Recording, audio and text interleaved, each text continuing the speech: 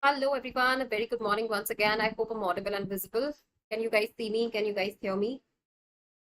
Let me just check it from my end as well. And then we start.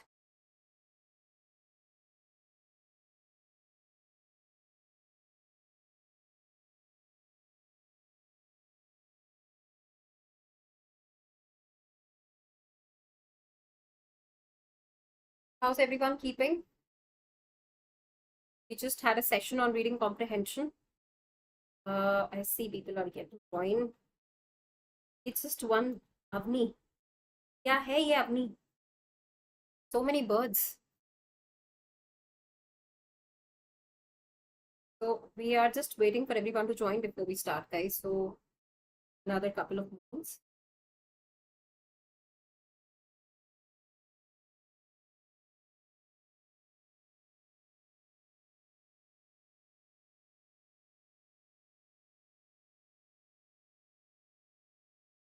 Just waiting for everyone.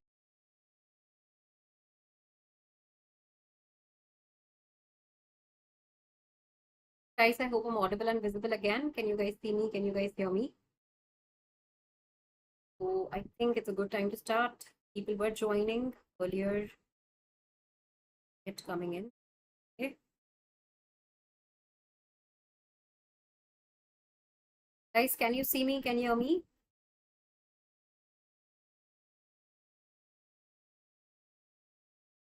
Am I audible? Am I visible?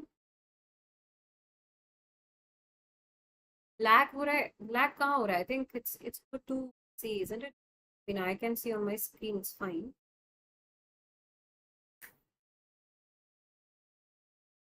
Are we good to start, guys? A very important session on para summary. We haven't talked about para summary much.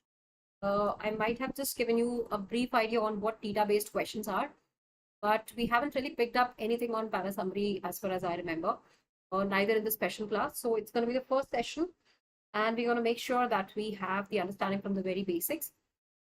So let me know if the slides are visible to everyone. Can you guys see the slides?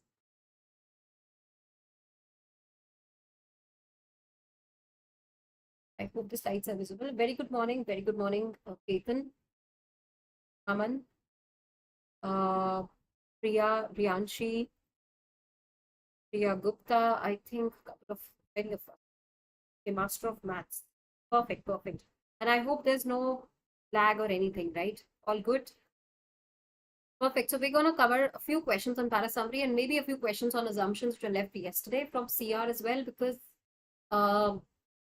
one para summary might get a little boring to continue with, for the entire session. So I thought of keeping some short questions from CR assumptions which were left yesterday. And of course, slides are visible. Perfect, Aman. Thank you so much for the confirmation. Let's get started. Before we start, just a quick reminder about certain things, guys. This is a bit about me, Shweta Sharma. And right now we have very good discounts offered to all our students, both for Plus and subscription and also for Iconic subscription. So what was being earlier offered at 3 months, 6 months, 18 months, 24 months with 23, 26, 35 and 40K is now being offered at a very discounted price of 18, 24, 32 and 36K for Plus. If you're going for Iconic, of course, you get more benefits as compared to Plus, so are the prices. For 3 months, you have it for 27K. For 6 months, it's 37. 18 is 48K, and 24 months, that's 2 years, 54K. And the validity of offer is still till today. Probably you can go for the enrollments. We recently started with these batches, guys. It's on 7th of September, which started last mile batch for CAT 23. And this one for CAT 24 again started for September 7. So in case you're planning for the next year CAT, maybe this is a good batch you can join in. And this is a difference you get to see between the Plus and Iconic. Okay, so Iconic, of course, you have more benefits out of subscription. You have GDP VAT subscription free along with what you get in Plus. Ask It Out feature, customized doubt session, and your Discord community access. These are the benefits you have under Iconic. Okay. Let's start with the para summary. What we have in para summary and how we approach the questions, guys. I have some notes for you, and more on we'll be adding on as we move ahead with the questions. As we practice more questions, we'll get to see how to refer to a para summary question. But before even I start here, just a few things, guys. So this is a category of theta-based questions, right? This is a category of theta-based questions. Now, what is a theta-based questions? This is type in the answer type. Okay, type in the answer का मतलब क्या होता है? You would not be given any options. No options would be given to you. You are supposed to figure out the answer without any options. Okay, so para jumbles is one thing we've practiced out of theta. Then you have para summary. Then you have that is odd one out. Odd one out, odd man out, right? Para summary is you given a paragraph, you're supposed to figure out the best summary, right? Again, they would not be giving you any options. Sometimes they might give you certain paragraphs just to see, for this particular paragraph, which of the following liners could be the best liner. Okay, and para jumbles is when you have the entire sentences jumbled for you, and we need to figure out a coherent, meaningful paragraph out of it. Right. So these are the basic 3 questions type we have under theta, that is type in the answer type, wherein you're given the questions with no options. Okay. So para summary, if I talk about the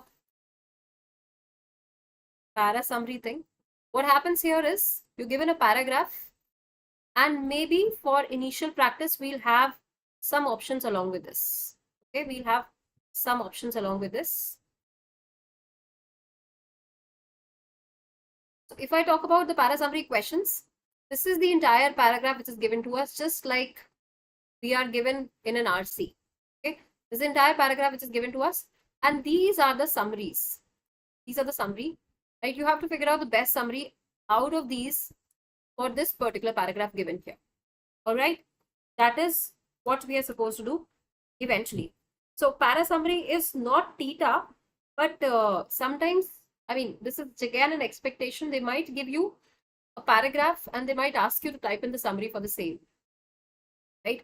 Here for initial practice, I'm going to give you the options, but in general, there might not be any options given to you. Also in CLAT, you might not be asked a direct question for para summary. You might be asked a para summary question within the reading comprehension passage itself.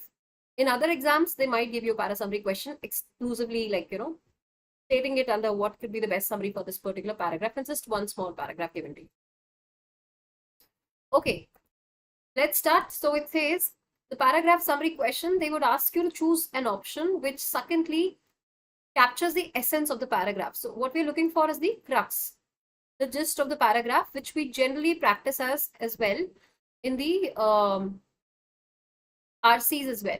Like reading comprehension, where we practice the general idea, the structure and tone. So general idea is the para summary, which is usually about 100 to 150 words. And paragraph is followed by 4 options. Here I've given you the options, and in your CLAT, they might surprise you by giving you para summary question without any options.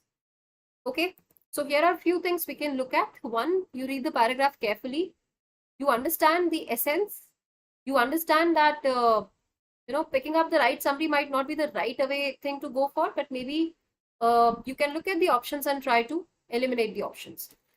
Whichever option you pick up as a summarization should be something that captures essence from the entire paragraph and not just 1 or 2 sentences. Okay, so once you have understood the passage, you must try to pick the subject matter of the passage. When I say subject matter, means what's the main protagonist of the paragraph, the main thing which is being talked about in the passage. Look for the important nouns in the passage, and also connecting them to the correct logical relationship between these nouns. That is one thing that helps. Figuring out the logical link also helps in figuring out the right narration for the summary. So you must start comparing the options. Option comparison is a very important step. So you should see whether A is better as compared to B. How do we understand that? If A captures the essence, from everything, left, right, and center, and B only talks about one particular portion of the paragraph, or maybe just one particular sentence from the paragraph, then naturally A is a better option as compared to B. Right. Lastly, the right option must not leave out any critical information. So whatever information is important, that should be captured in your para summary question. Something essential should not be left out. Okay. there would be options that would be distorting the entire paragraph summary. So that should be, of course, eliminated. That is what we look at. So let's have a look at some questions. The passage given below is followed by 4 summaries for you right now, so that we just start up with something very basics. And then we can have some questions without options as well. Okay, so you got to choose the option that best captures the author's position on what is given here. So this is the entire paragraph and these are the options. This is the paragraph which is given to us. Please read it. Some of it is also covered in the next slide. Let me know once you're done with this.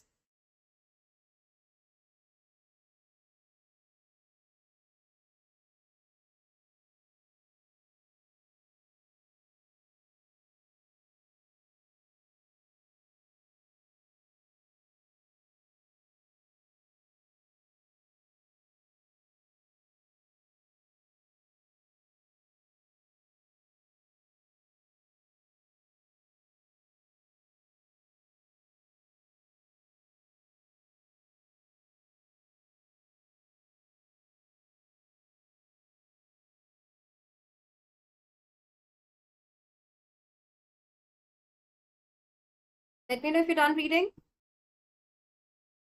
Good morning, Urvashi.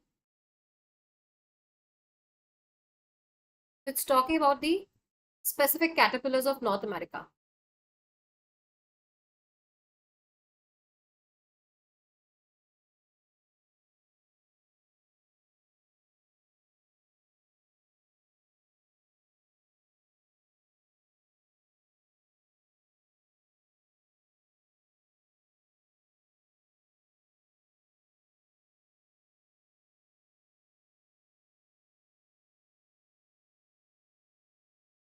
Okay, perfect. Taking you to the next slide, guys. Please have a look at the next slide.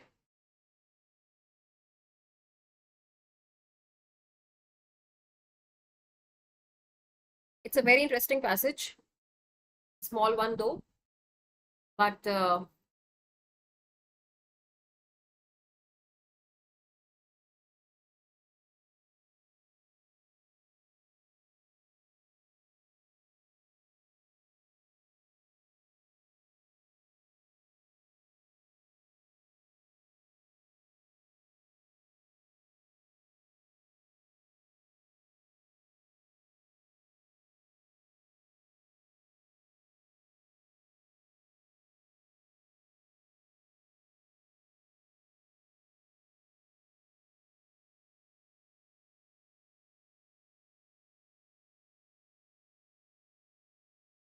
guys, let me know if you're done.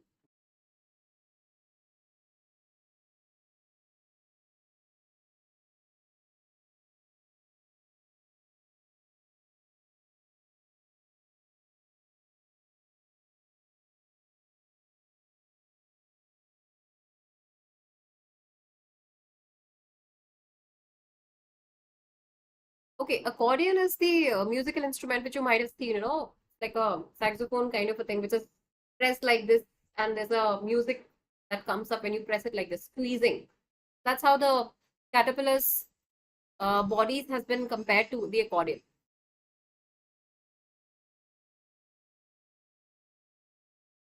Okay.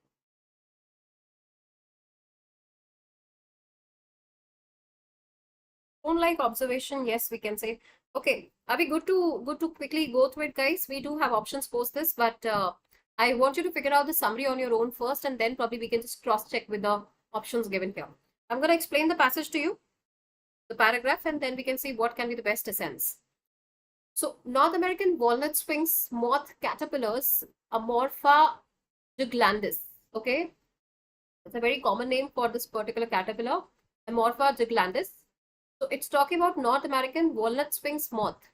Okay, it's the caterpillar Amorpha giglandis. Look like easy meals for birds. तो ये जो caterpillars होते हैं, ये birds को आराम से मिल जाते हैं. Okay, they're like easy meals for birds, but they have a trick up their sleeves, right? They, of course, they can be found easily, but they also have a trick up their sleeves.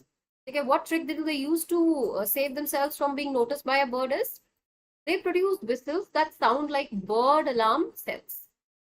Right, so they produce whistle sound which sounds more like a bird alarm calls, Scaring potential predators away. Which kind of scares? Potential means the possible predators. Right? Potential predators means the possible predators away. Predators means one who's trying to eat it. One who is trying to eat the moth. Okay, that's the predator. So any bird or any predator which is trying to come to eat that particular moth or a caterpillar, what they do is they produce that whistle, that sound that's more like a bird alarm clock call, and it kind of scares the birds. At first, scientists suspected birds were simply startled by the loud noise. So initially, scientists को लगा था कि birds जो है वो थोड़ी सी startle हो जाती हैं. They surprised by the loud noise and they kind of get pushed away. But a new study suggests a more sophisticated mechanism. When they studied this mechanism more deeply, they figured out that caterpillar's whistle appears to mimic a bird alarm call. So the whistle they make is similar to a bird alarm call, sending avian predators scrambling for cover. It's more like they go for that alarm. They consider that alarm to be something which is more like a warning, and they feel that they are being summoned somewhere. Summoned means उनको कोई बुला रहा है उस alarm के through. तो वो इधर उधर चले जाते हैं बचाने के लिए. Whatever the mechanism is behind for the bird alarm call, they generally follow that, and due to which these moths are saved from being caught by the birds. Okay. When pegged by a bird, when pegged by means when it's being caught by a bird, what it does is caterpillars whistle by compressing their body. So when they find that a bird is trying to peck at them, peck means उसको अपनी चोंच से अपनी beak के through it's trying to have it. So when it's trying to have it through its beak, what it does is the caterpillar whistles. This is the caterpillar. It whistles by compressing the bodies into like an accordion. Right? Accordion is a musical instrument, as I told you. It's like this. Right? It's like this, and it can be compressed. It can be compressed. You compress it from this end and this end, and it produces that sound. Right? So that's the accordion. And forcing air out through specialized holes in their slides. So these moths, these caterpillars, they have slight holes in their body through which the air gets out. The whistles are impressively loud. They have been measured at over 50 decibels from 5 centimeters away from the caterpillar, considering they are made by a 2-inch long insect. It's a very small insect which is making this particular sound, 50 decibels. That's a huge loudness to be considered for this particular, this particular caterpillar size. So whistles are impressively loud. They have been measured at about 50 decibels from 5 centimeters away from the caterpillar, considering they're made by 2-inch long insects.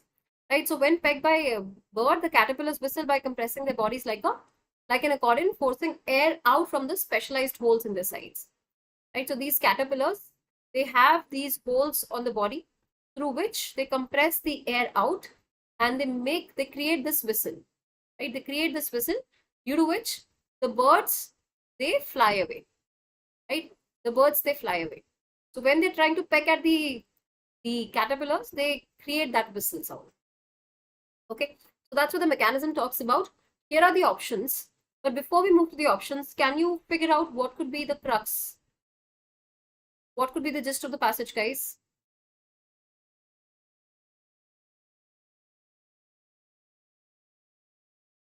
Can you try figuring out the gist of the passage before we move ahead to the passage summary? Yes?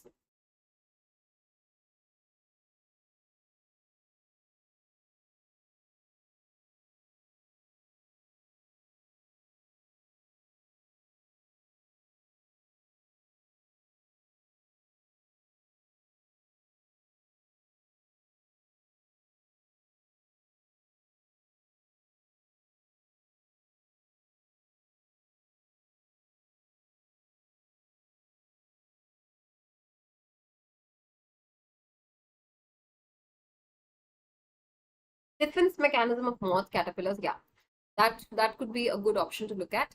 It's referring to the defense mechanism.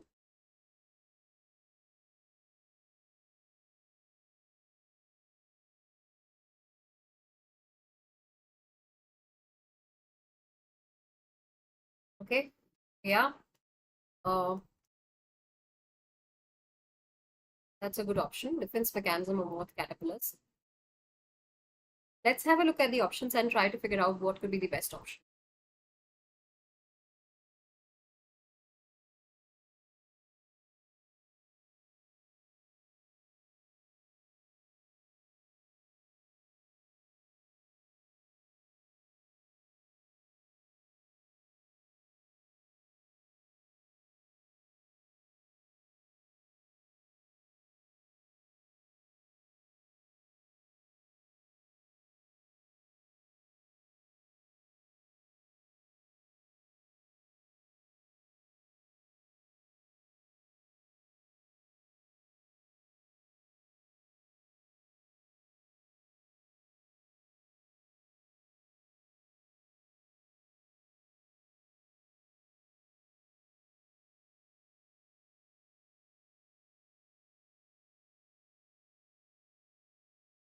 All right. Okay. I am glad to see that you guys are picking up the answer choice. So you can also go by elimination. You can try to eliminate something which doesn't sound good to you. For example, if I look at this, North American walnut finks, moth caterpillars, in a case of deception and camouflage, produce whistles that mimic bird alarm clocks to defend themselves. Okay. If I look at A, it says North American walnut finks, moth caterpillars will whistle periodically to ward off predator birds. They have a specialized vocal tract that helps them whistle. But what happens with the whistling part? It's just giving me half information of the passage. Why do they use that, sound to whistle? What is the impact of it? It's not been captured in A. So it is a half, summarization. It's not even talking about the entire passage theme, why they're even talking about this whistle being created by the moth.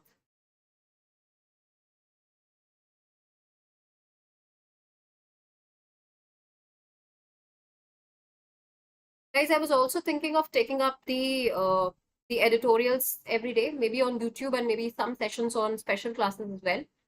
So in case you haven't joined us on Telegram or any other channel, please join us so that we can update you about the upcoming sessions.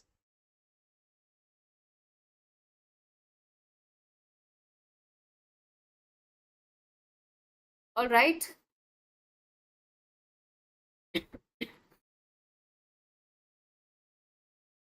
Perfect. So let's have a look at the options. North American walnut finks, moth caterpillars will whistle periodically to ward off predator birds. They have a specialized vocal tract that helps them whistle. So we do not know if there's a special track they're talking about here that helps them whistle, but what do we do? What do they do after whistling? That's another question.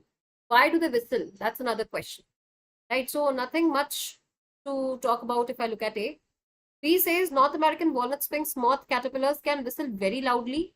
Loudness of the whistles is shocking as they are very small insects. Okay. They are shocking. That's true that the loudness of the whistles is shocking, but what is the main essence? Why do they whistle? It does talk about 50 decibels by just 5 centimeter away from the caterpillar. That is just to a 2-inch long insect. So yes, it is shocking indeed. The statement is true, but it's not the summary again. C. The North American walnut finks, moth caterpillars, in a case of acoustic deception, produce whistles that mimic bird alarm calls to defend themselves. Okay. If I look at C, North American walnut finks, moth caterpillars, in a case of acoustic deception, they're trying to simply deceive the bird into that sound, into the thinking that it's not there, or maybe something is calling it. Produce whistles that mimic, that copy the bird alarm calls to defend themselves. It's capturing the entire thing. It says to defend themselves. Everything has been captured in option number C. It's a very viable option to look at when it comes to a para summary question. North American walnut finks, moth caterpillars, in a case of deception and camouflage, produce whistles that mimic bird calls to defend themselves. So what's the difference between the two? It is more or less same, but still there's a little difference, right? Produce whistles that mimic bird calls to defend themselves. Produce whistles that bird calls to, alarm calls to defend themselves. It's talking about acoustic deception, right? It just says in a case of deception and camouflage. Acoustic deception is a very natural way of deceiving. Yeah. So answer has to be option number C as compared to D. Has to be option number C. right? If you look at C and D, they're very, very close. But why am I picking C over D? Because this captures the exact words needed. Okay? It says trick up their sleeves. They suspect the birds would simply try to eat them up, so they produce that loud noise, right? And that's a very acoustic way of producing that sound. Okay. Acoustic is again related to music. Acoustic guitar जैसा बोलते हैं. Okay, D is all about prevention, yeah, which is not the case in the passage. Absolutely, that's another thing we can look at. Whereas C talks about why they produce that sound, how they produce that sound. So C is a better choice. The answer has to be C, Calcutta. All right, we can move ahead to the next question. Again, a few paragraphs to it, 2 paragraphs, and then we discuss this.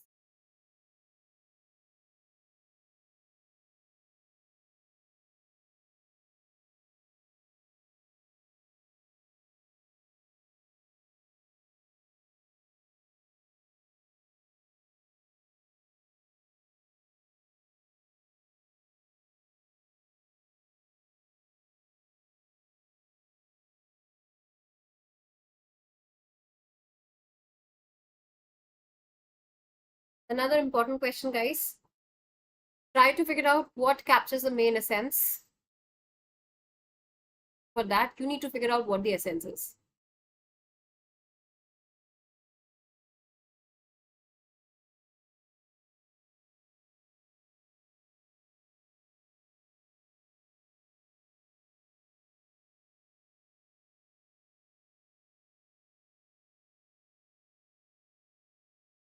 Okay, all right.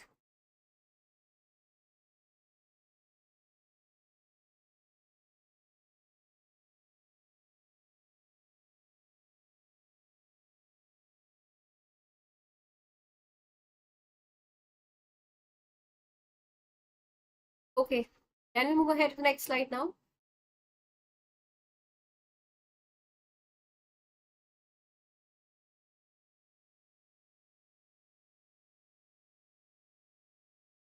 All right, guys, have a look at this one.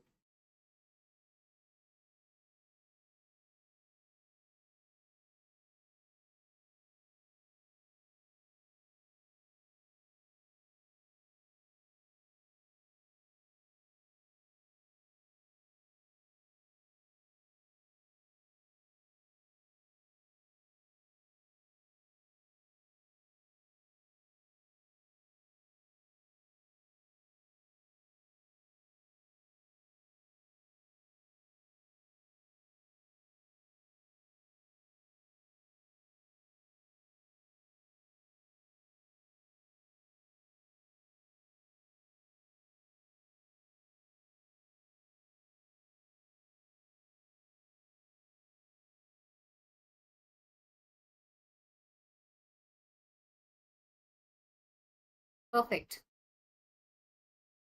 If you're done, you can also figure out your own summary before we hop onto the options, because of course the options would help us in figuring out the correct summary, but you should have some content, to verify with the options given.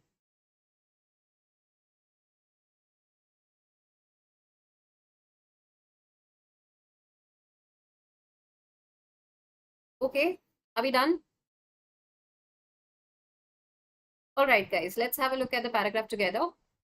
It says both Socrates and Bacon were very good at asking useful questions, right? So Socrates, of course, was a philosopher, and every philosopher is also, every scientist is also a philosopher, because a scientist is also sharing his principles or his laws related to something, and those principles or laws, they come out of a huge study, out of a lot of research. They come up with that one particular principle they're coming up with.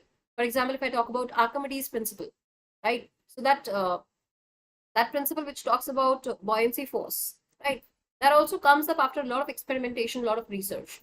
So any Socrates we know he was a great philosopher, right? He was one of the most modest philosopher who went on to teach classical philosophy to those days, in those days when education was not really, really free, and there were two sets of people in the society. One is the labor class, and the other one was the rulers.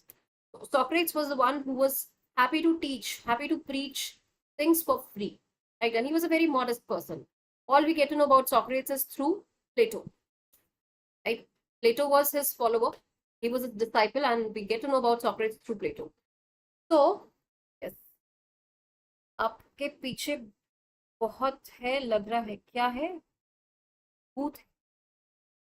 Dheeraj, I'm really sorry about this, but I think it's a bit about the shimmery thing that has been happening since morning. I've tried to fix it, but I think this is the best we could have for now. But I think it's still doable. इतना भी कुछ problem नहीं है. ठीक है, थोड़ा shimmery है, I understand. So we're talking about both Socrates and Bacon.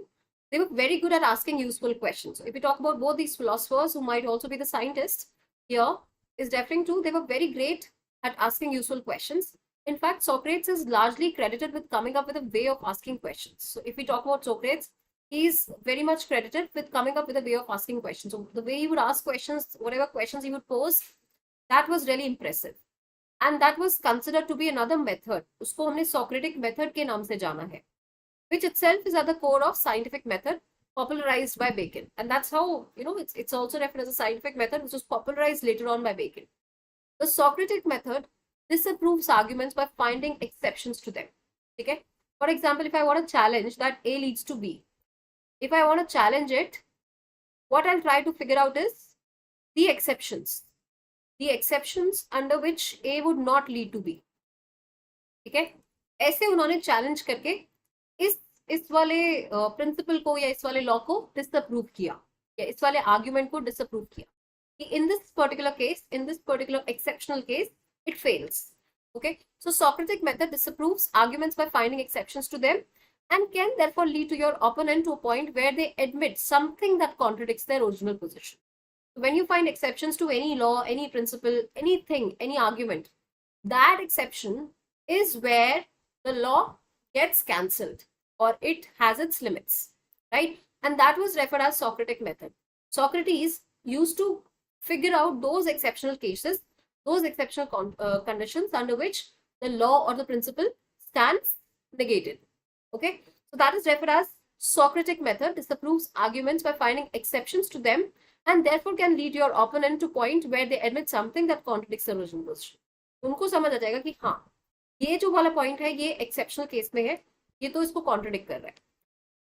And then it says, in common with Socrates, Bacon stressed it was as important to disapprove a theory as it was to prove one.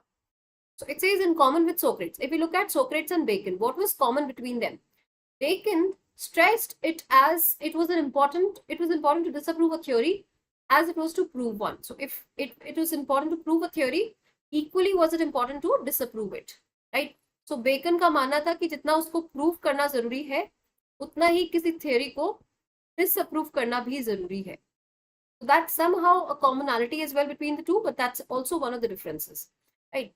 And real world observation and experimentation were key to achieving both aims. If you want to prove and disapprove a theory or any statement or any argument, so the observation, the real world observation and experimenting with that particular theory were the ways to actually achieve both aims. So Bacon also saw science as a collaborative affair. So Bacon maybe eventually scientific logic, figuring out the rationale behind it. So that was one of the collaborative affair he could find with scientists working together, challenging each other. When you'd find a pool of scientists, what do? Good morning, Amanpreet. Good to see you joining us. Welcome to the session. So scientists, what do? They sit together, right, in a round circle conference, round table conference, and then they kind of contradict each other's, propositions. They contradict each other's arguments. That's how they find exceptions to their theories. That's how they find exceptional factors. कि इस particular case में ये principle workout नहीं कर रहा है. यहाँ तो workout करे, but this particular case is an exception. And that's when they figure out, अच्छा, this is how I can disapprove the other person's bait, or this is how we can disapprove the other person's argument. Okay, so what does the paragraph overall talk about? Can you guys help me out with a summary before we hop on to the question, like the options? Can we try to figure out the summary? Everyone, I want you guys to please pen down the summary here.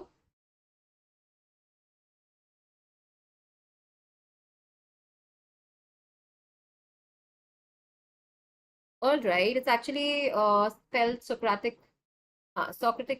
no error T's.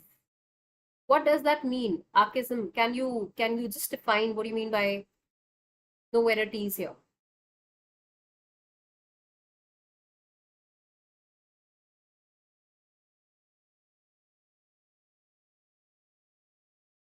In fact, Socrates was more inclined towards figuring out some errors, right? It says Socratic method disapproves arguments by finding exceptions. That means you're looking for errors. Okay, we're looking for errors here.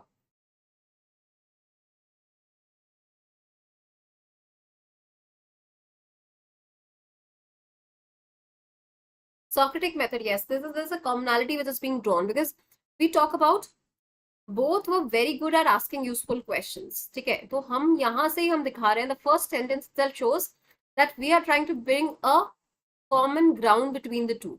We are trying to figure out the common ground between the two. And then he goes on to say, in common with Socrates, Bacon's test, it was important to disapprove a theory. Just like Socrates used to find some exceptions to a certain argument. Similarly, Bacon will also try to disapprove a theory. Right, so this is what the two paragraphs talk about. Okay, let's have a look at, views of Socrates and Bacon on the theory, right?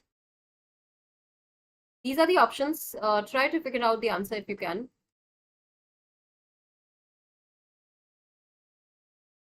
Try to figure out which of the following options could be the best option for the summarization.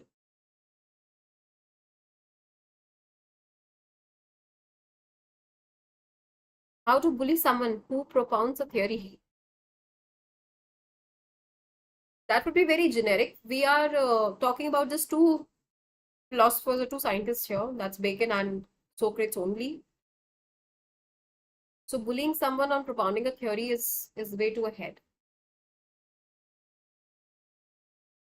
Okay.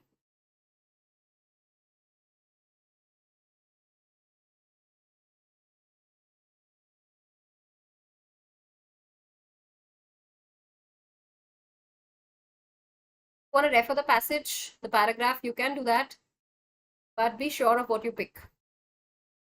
Another 2 minutes and then we discuss. You'll find the options are very close. Therefore, the trick of elimination helps.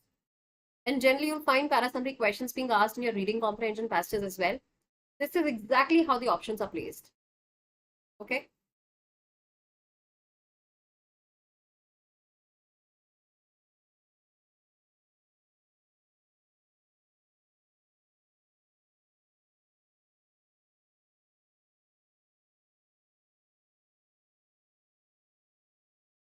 All right.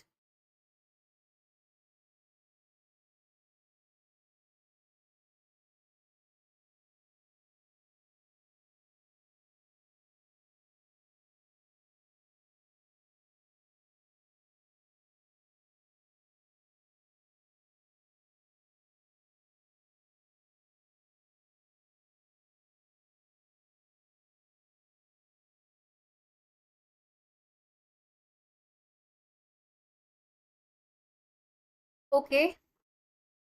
Let me show you the passage as well quickly if you want to see. It says both Socrates and Bacon are very good at asking useful questions. There is some kind of similarity being talked about what Socrates does.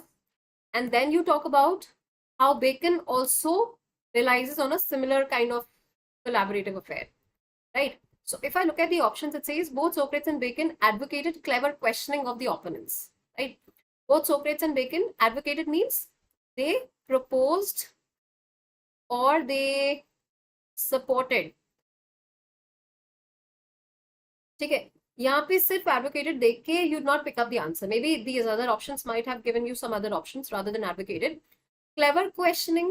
Are we referring to clever questioning of the opponents to disapprove their arguments and theories? Okay.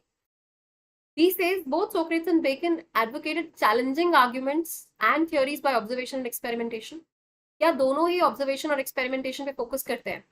देखो, if we look at this Bacon, he does focus on real world observation and experimentation. If we look at Socrates, Socratic method disapproves argument by finding exceptions to them, right? So he is not focusing on real-time observation and experimentation. He's majorly talking about the negation of the argument, disapproving the argument by finding exceptions. Okay, so there's a difference. So we can't say both Socrates and Bacon advocated challenging arguments and theories by observation experimentation. Bacon did that, but not really Socrates. So I have a good reason to eliminate option number B. Okay, C. Both Socrates and Bacon advocated confirming arguments and theories by finding exceptions. Are they finding confirming arguments? No. They want challenging arguments, something that contradicts, right? Something that examines, something that challenges your argument. Again, C is not a good option. Confirming नहीं चाहिए, यहाँ पे मुझे challenging चाहिए. ठीक है? Something that contradicts my argument. That's what Socrates advocates. Socratic method disapproves arguments by finding exceptions to them. That means I'm looking for a contradiction. Are you getting this, and are you getting how the options are placed closely? Okay, this is where the difference lies. D. If you look at D, it says both Socrates and Bacon advocated, means they promoted examining arguments. When I say examine, मतलब जो तुम्हारे argument को test करेगा. Testing मतलब जो उसको contradict करके दिखाए, disapprove करे. ठीक है? Again, exactly what is stated in the paragraph. And theories from both sides to prove them. Right? Of course, you try to prove them, but then you also try to examine them. That's what the paragraph also talks about. Socratic method disapproves arguments by finding exceptions to them and can therefore lead your opponent to a point where they admit something contradicts their original proposition or original position of the statement. Right? So, this is a scientific method, of course, and it's how you examine your arguments. Similarly, that's what the Bacon also does. He also tries to disapprove a theory, right? So there's a difference between the words they use. Whether we are talking about an argument, whether we are talking about theories, यहाँ सारे statements में उसने theories mention किया है. अगर वो theories की जगह principle mention करता, तो चीजें थोड़ी change हो जाती. We would have been looking for specific word theory, right? If I'm talking about challenging, if I'm talking about confirming, examining, there's a difference. Confirming, of course, goes out of question. I'm not looking for an argument that confirms my statement. I'm looking for something that disapproves it. So either examines or challenges. Now, if you want to have a bet between C and D, why do we pick up D over C? Both Socrates and Bacon advocated challenging arguments and theories by observation experimentation. Majorly, Bacon did that. Socrates was examining the arguments, and that was through scientific methods, not by observation experimentation. If you look at the second paragraph, it talks about Bacon stressing more on real world observation and experimentation, but not really Socrates. ठीक है? Key trick यही है कि सब कुछ cover होना चाहिए उसमें. It should cover the entire essence of the passage and everything which is within the premises, everything which is true as per the passage, not something that mingles the thoughts. Socrates की जगह Bacon के thoughts लगा दोगे तो answer incorrect हो जाएगा. So here, eventually the answer comes up as D, Delhi. I hope everyone's clear on this, guys. Why it's D. Any doubts, anything we did not understand, please ask. I'm here. Okay?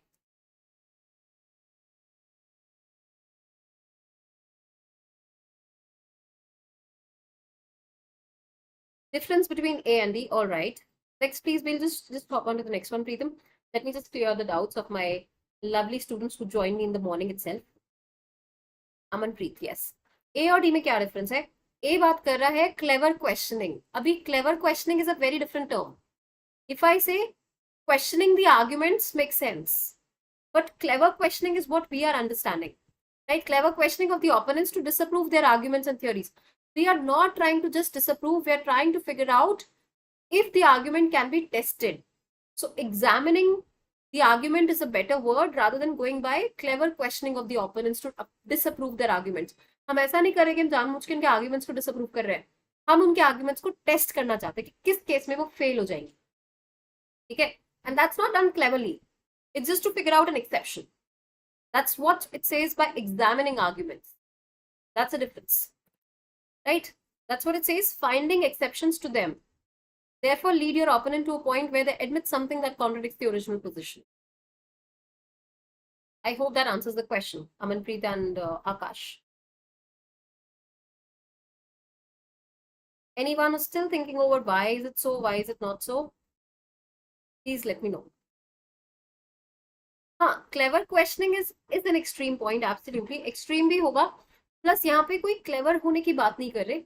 हम सिर्फ उसके argument को disapprove कराने की कोशिश करें ताकि हमें exception मिल जाए. Idea is to find the exception to them. In which of the following cases would the argument fail? That is what I'm looking for. It's not specially to show, to demean his argument. No, not trying to demean the argument. We are trying to figure out an exception to the argument. There's a difference. Are we good? Can we move ahead?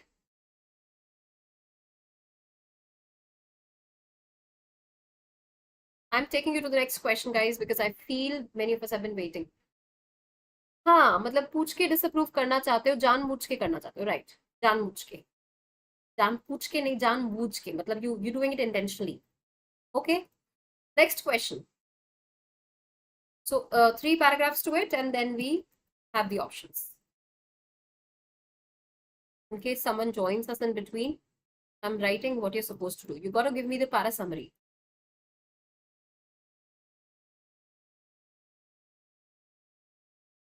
Okay. Have a look at it.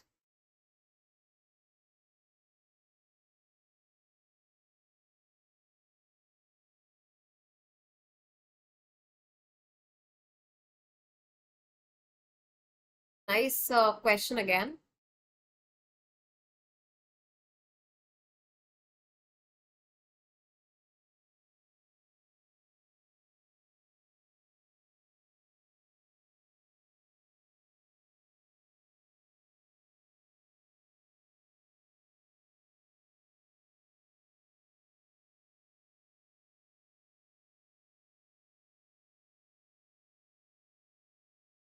What is gelatinous?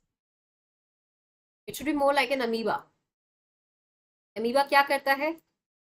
अपनी body को ऐसे, it tries to move that it changes its shape. It mentions it, that changes shape to fit. It's more like jelly-like liquid. Okay.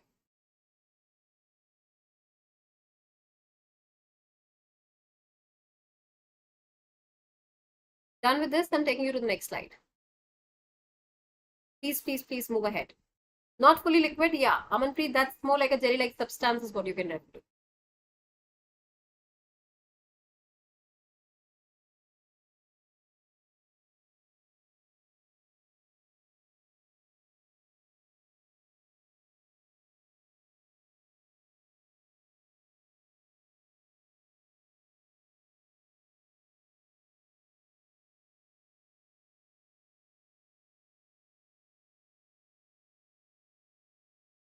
Doctrine is a principle.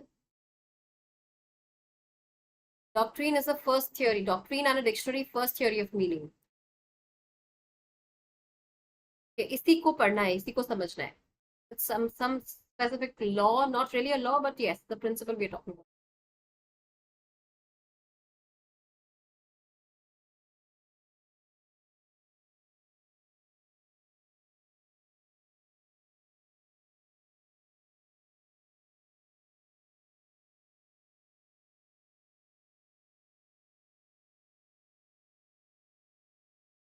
Guys, am I audible? Am I visible to you? And then we discuss it.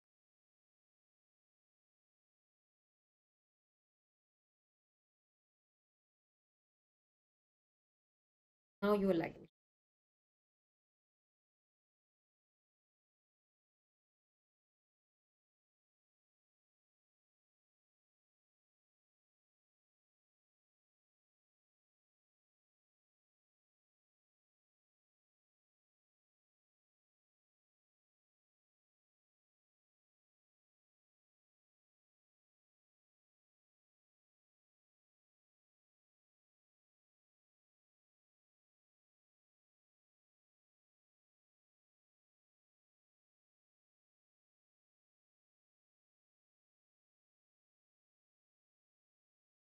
Okay, let me know if you're done reading, and then we can move on to the.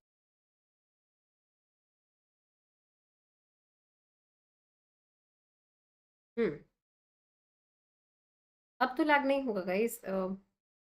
Went off for a while. I tried to put it again.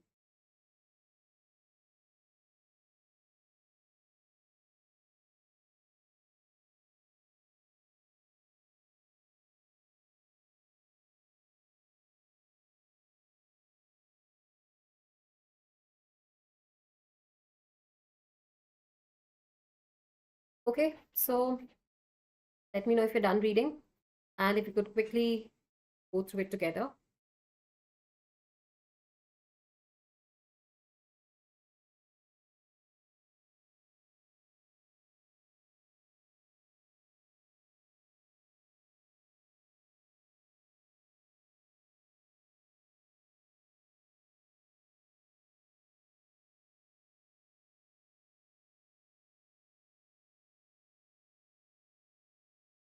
Now, okay.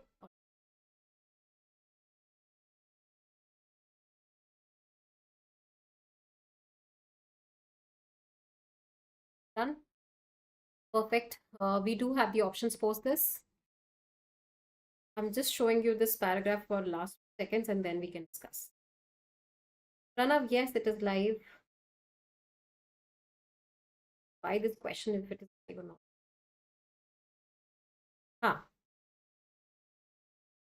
Okay, let's have a look at the passage, what it is talk about. It says, a fundamental property of language is that it is slippery and messy and more liquid than solid, right? If we talk about any language, the main thing about a language is that it is slippery and messy. Why is it slippery? We might be able to write it really well, but at times you'll find that the way the people use it when they speak, right? Even many times we ourselves talk about language being, कि slip of a tongue हो गया था. कितनी बार बोलते हैं हम लोग ऐसे कि slip of a tongue हो गया था. So what do we mean by slip of a tongue होना? All we mean to say is that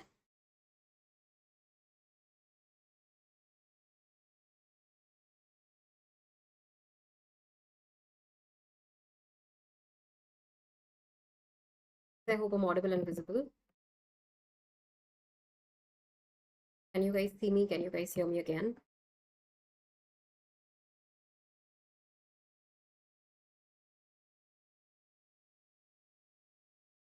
ठीक है प्रीतम, इसको हम नेक्स्ट टाइम फर्स्ट कंटिन्यू करते हैं, but let me just try completing it here.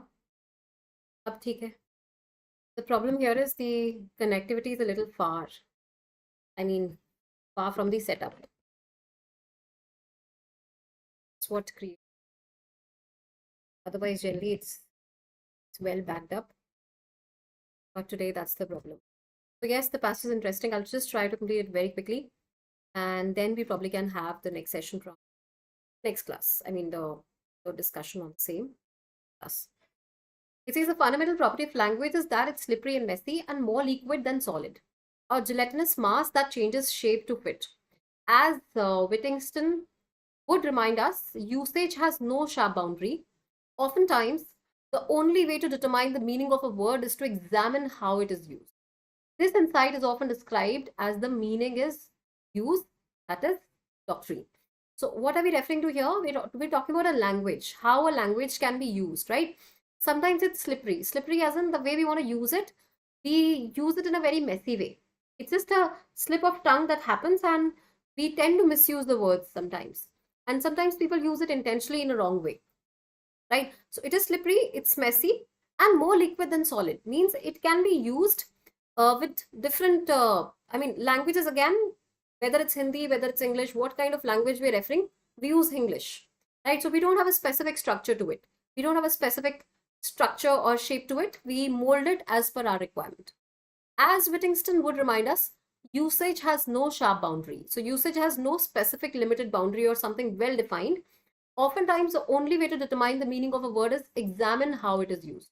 The best way to determine is to examine how it is being used. Its usage differs, right? This insight is often described as meaning of use. And this insight, if we know how to use a particular language, how to use a particular word, this is what is referred as meaning of use. Then it goes on to say, there are differences between the meaning in use and a dictionary first theory of meaning. So sometimes there would be a lot of words which would have a different meaning as per the dictionary, but the way we use it, it is completely different, right? So that also creates a lot of difference. Like the way the words have been used in the dictionary and the way we use them as per our convenience, that also creates a lot of difference. So dictionary's careful fixing of words of definitions like butterflies pinned under glass can suggest that this is how language works, right? So then he talks about the differences, like how it's been deferred in the dictionary and how it's used contextually. That might vary. He uses the example of butterflies pinned under glass, and then he talks about can suggest that this is how language works. Definitions can seem to ensure and fix the meaning of words, just as the gold standard can back a country's currency. What Whittington found in the circulation of ordinary language, however, was a free-floating currency of meaning. The value of each word arises out of the exchange, right? It's like a free-floating currency. Currency में क्या होता है? Dollar दिया,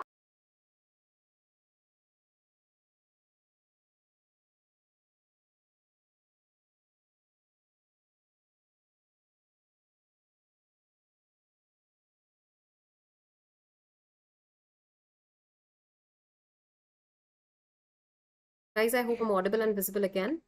So we'll be continuing from here in the next session because it's having some issues with the battery here. Let me just get it fixed and we can probably continue from the next session.